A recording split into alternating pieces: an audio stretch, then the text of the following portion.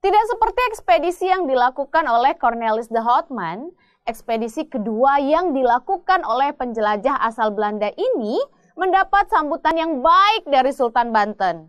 Mengapa demikian ya?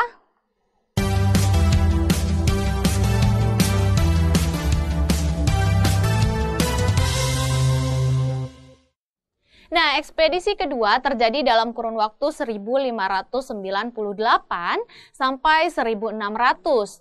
Ekspedisi ini dibawa kepemimpinan J.C. van Eyck. Nah, tidak seperti ekspedisi pertama, Van Eyck disambut baik oleh Sultan Banten.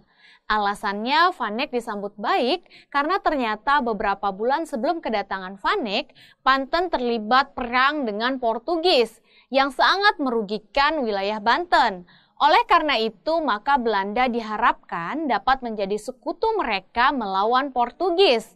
Dan saat itu, Belanda pun merasa sangat diuntungkan dari kondisi tersebut dan berhasil mendapatkan lada dari Banten. Nah, teman-teman, ternyata sebelum kembali ke Belanda, rombongan dari Van Eyck pun berlayar menuju ke Maluku. Rombongan Wybran van Werwijk tiba di Ambon pada tahun 1599, teman-teman. Belanda kemudian melanjutkan perjalanannya ke Ternate, serta kemudian ke Pulau Banda di bawah pimpinan Van Jacob Heemsker. Baik di Ternate maupun di Banda, Belanda disambut sangat baik oleh penduduk setempat.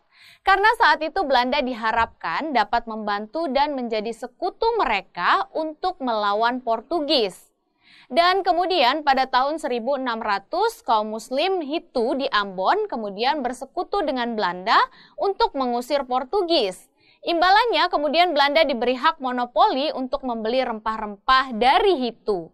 Dan selanjutnya pada tahun 1605, maka kemudian Belanda berhasil memaksa Portugis untuk menyerah pertahanannya di Ambon kepada Stephen van der Hagen dan di Tidore kepada Cornelis Sebastian. Dan berikutnya pada tahun 1623, maka Kepulauan Banda berhasil dikuasai oleh Belanda.